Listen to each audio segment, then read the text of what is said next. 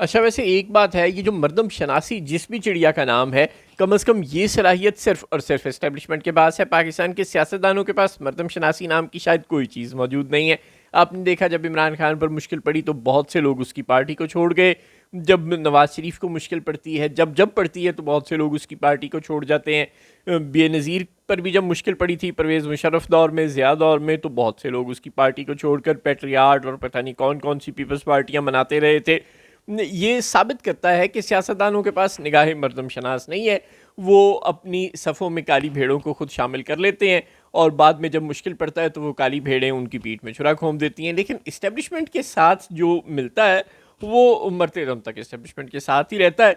चाहे वो किसी भी पार्टी में हो, कहीं भी चला जाए, वो रहता इस्टेब्लिशमेंट का बंदा ही है। वो आपने सुना होगा ना, वो कहीं भी गया लौटा तो मेरे पास आया, बस यही बात है अच्छी मेरे हरजाई की। तो ये लोग किसी पार्टी में चले भी जाएं, चाहे कोई फैसल वाडा, कोई मोहसिन नकवी, कोई अपना अनवारुल हक काकड़, या कोई चौधरी परवेज़ इलाही, चौधरी शुजात हुसैन, मुशाहिद हुसैन सैयद, ये सब लोग जहाँ भी चले जाएं, जिस भी जमात में चले जाएं, रहते इस्टेब्लिशमेंट के बंदे ही हैं और उसी के वफादार रहते हैं, उसी का दम भरते हैं, कभी उसके साथ बेवफाई नहीं करते। अब ये पता नहीं कि इस्टेब्लिशमेंट के डंडे का कमाल है या इस्टेब्लिशमेंट में मर्दम शनासी ज़्यादा है।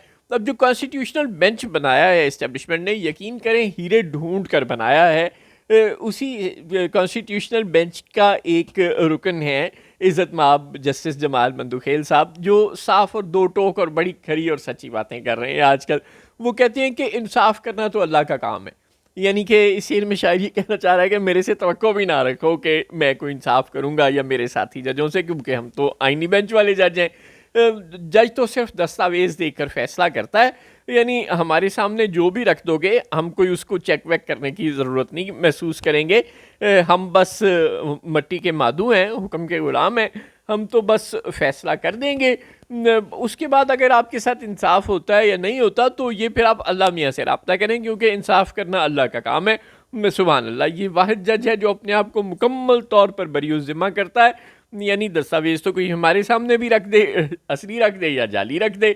अब फॉर्म 47 भी तो एक दस्तावेज ही है। इलेक्शन कमीशन के रूल्स कहते हैं कि उन पे कटिंग नहीं होनी चाहिए, ओवर राइटिंग नहीं होनी चाहिए, ये नहीं होना चाहिए, वो नहीं होना चाहिए। और वो जो प्रिजाइडिंग ऑफिसर्स जो रिज़ल्ट देते हैं, उस रिज़ल्ट से उन्हें मैच करना चाहिए। जो जितने वोट, जितनी पर्चियाँ मौजूद हैं, उसके मुताबिक उनके ऊपर तादाद लिखी होनी चाहिए। लेकिन ऐसा कुछ भी नहीं है, वो एक दस्तावेज़ है।